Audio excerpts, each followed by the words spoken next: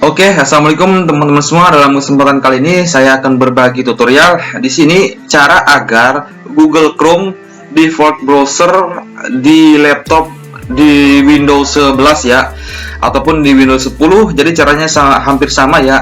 Nah, caranya itu teman-teman masuk terlebih dahulu ke pencarian. Di pencarian teman-teman ketikkan saja di sini default seperti ini ya, default.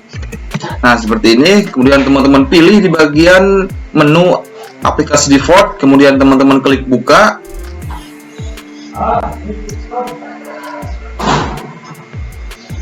Nah, jika sudah di sini teman-teman pilih di bagian menu atur default aplikasi. Teman-teman pilih saja di bagian cari aplikasi.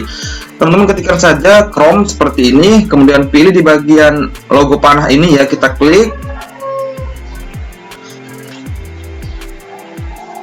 Nah, jika sudah di sini teman-teman pilih di bagian menu jadikan Google Chrome browser default Anda.